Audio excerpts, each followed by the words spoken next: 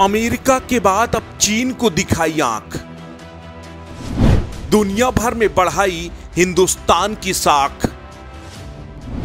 पहले अमेरिका को दिखाया आईना, अब चाइना को दिया ललकार।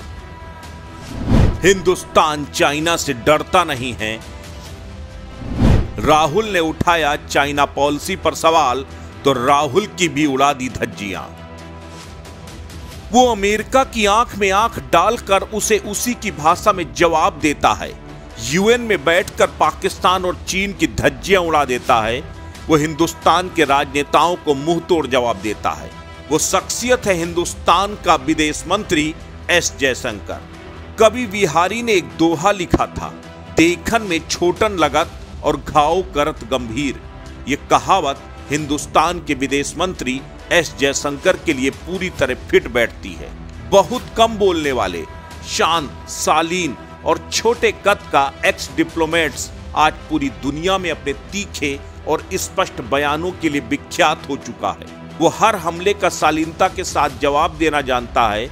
वो हर स्थितियों से निकलना जानता है। वो हिंदुस्तान की शान बढ़ाना जानता है। राहुल गांधी ने संसद में प्रधानमंत्री नरेंद्र मोदी और विदेश मंत्री एस जयशंकर पर चीन से डरने का आरोप लगाया था, चीन का नाम न लेने का आरोप लगाया था। लेकिन आज एस जयशंकर ने डंके की चोट पर कह दिया, नोट कर लो, मैं चीन का नाम ले रहा हूं, हमें चीन से डर नहीं लगता। चीन के खिलाफ एलएसी पर सेना पीएम मोदी ने भेजी थी, राहुल गांधी ने नहीं। वो शालीन भी है, वो उग्र भी है, वो नम्र भी है, वो सख्त भी है। एक इंटरव्यू के दौरान एस जयशंकर ने राहुल गांधी की भी धज्जियां उड़ा दी।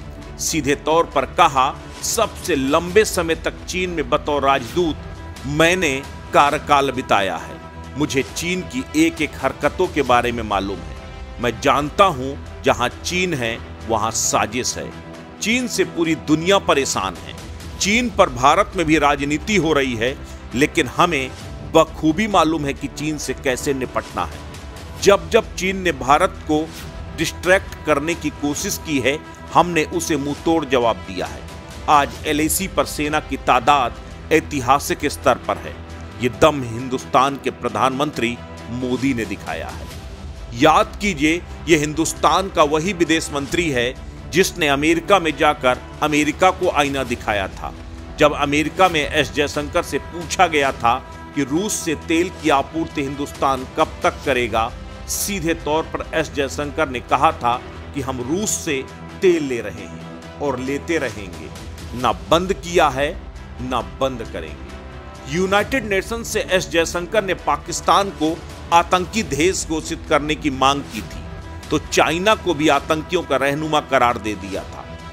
दुनिया के जिस भी मुल्क में एस जयशंकर गए, वहां हिंदुस्तान की छाप जरूर छोड़ी।